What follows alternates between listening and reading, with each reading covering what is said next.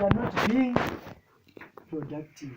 Okay, this is an example of trucks and cargo, but it can be related to our scenario in the Harare Water Department. Okay, now in the few remaining minutes, I want to talk about this we call it value stream analysis. Okay, value stream analysis. You realize that a lot of things, activities that we have as part of our procedure, SOPs. Mr. Mkofa is not here. Well, SOPs. What we have as SOPs, some of them take a lot of what? Of time unnecessarily. Okay? Mr. Nemara will come to talk about value adding activities and non-value adding activities. But my point is, for example, from a time that we report a best pipe to the time that that pipe is fully repaired and the trenches which had been dug to be covered, you find that 10% in a typical organization is only value adding. Some of them are just submitting what papers to the relevant office. Some of them ombomshaya munhu wacho dzoka futi wombodzokera and you are referred to another person and that person is not on leave. You see, all those things should be what? Eliminated. And you see that in this case, that's what we tried to illustrate here, whereby we are saying that from the time of the request to the time of the delivery, the green parts are the value adding activities. Mr. Nemara will shed more light on what are value adding activities. And also the yellow parts are the non-value adding activities, whereby it's part of standard procedure. I will give an example of Basakwedu. That's okay. Yekuti tinozi upline. Okay? Yekuti for example, there's a commissioning of MJ sub office. Okay? Motor Jeffrey sub office. And I'm tasked to write a speech for the minister.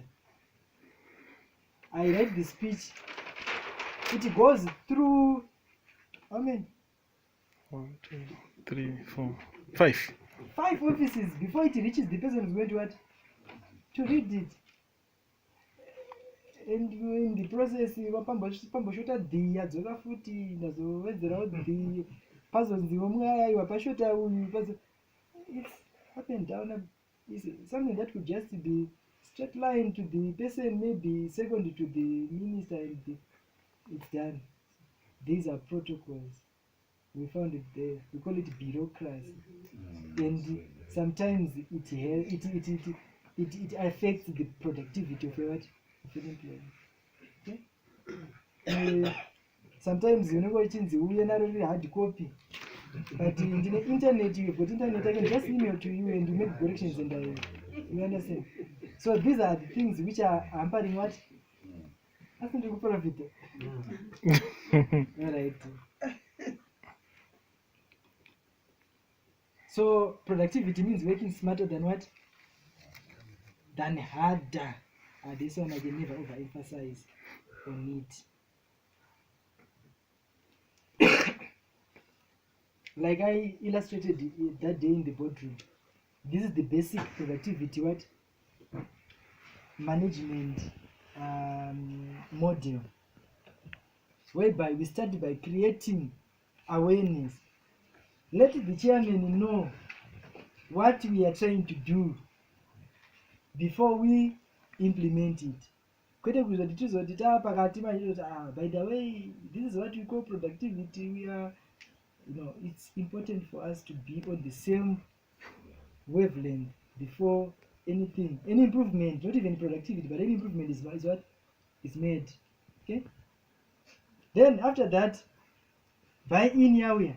People have put their buy-in into their program. We then start by measuring, analyzing what is, measuring what is obtaining on the ground.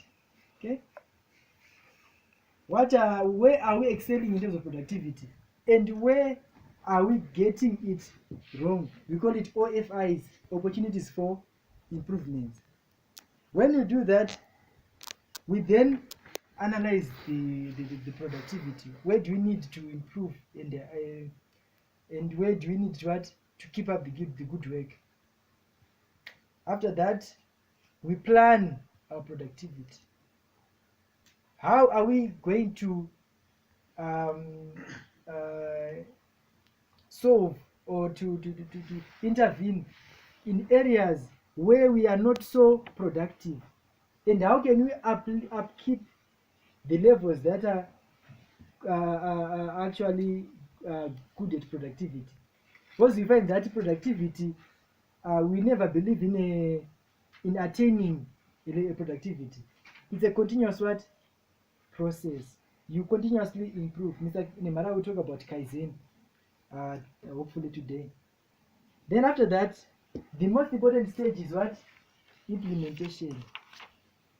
From referring to the opening word by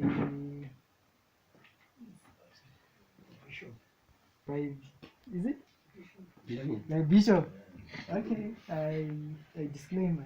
It's the German who told me. Yes, he talked about documents which are good, but the implementation. So it's not reinventing the wheel per se, what we are doing right now. You just have to take those. I was reading the strategic plan, and I'm convinced that if we work towards that, we will be above the excellent measure. Okay, but the implementation is what is important. The implementation stage is what important. I can never emphasize on this. And also the need for training. This one, having a lot of HR people here, you agree with me that training can never be overemphasized. And you understand that if you don't train people in the right way, you'll always get training, but in the wrong way. Okay.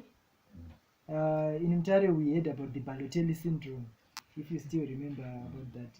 So training is very important. We can never ever overemphasize this. So these are some of the tools that we have to address productivity, and these range from basic to advanced. So as you can see, the 5S system, benchmarking system, innovative and creative circles, which we will be talking about tomorrow, waste management, and also the advanced productivity tools. Total quality management, we'll be talking about that tomorrow. Kaizen, I think we'll be talking about it today. Lean management process or lean production. Then value stream analysis,